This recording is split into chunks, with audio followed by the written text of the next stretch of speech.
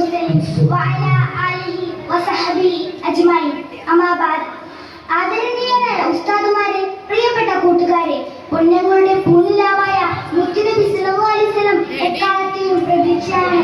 അവിടുത്തെ ദേഹവും ദർശനവും സ്പർശനവും എല്ലാം അനുഗ്രഹീതമാണ്. സ്നേഹങ്ങൾ ചോർന്നു പോകുന്ന ഇക്കാലത്ത് മുത്തുനബിയിലേക്ക് തിരികെ നടക്കേണ്ടതുണ്ട്.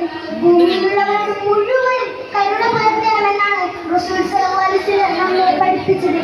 എങ്കിലേ ആകാശത്തിനധിപൻ നമ്മളോട് കരുണയും സ്നേഹവും പുലർത്തൂ എന്നാണ് റസൂൽ സല്ലല്ലാഹു അലൈഹി വസല്ലം നമ്മെ ഓർമ്മിപ്പിച്ചത്. കുഞ്ഞുങ്ങളെ മുത്തം വെച്ച് സ്നേഹത്തിന്റെ ബാലപാഠം പഠിപ്പിച്ചു. പെൺകുട്ടികളോട് നീതി പുലർത്താൻ കൽപ്പിച്ചു.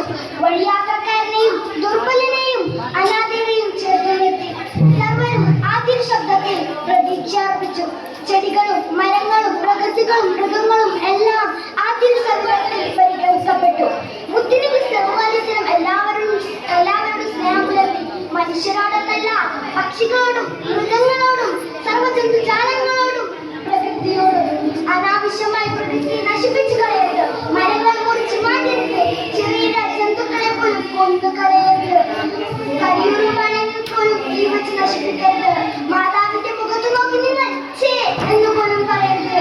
ഇങ്ങനെ സ്നേഹത്തിന്റെ 1000 ഉപദേശങ്ങൾ മാനവ സമൂഹത്തിന് വേണ്ടി മുത്തുനബി സമ്മാനിച്ചു. ശത്രുക്കളെ പോലും അവർ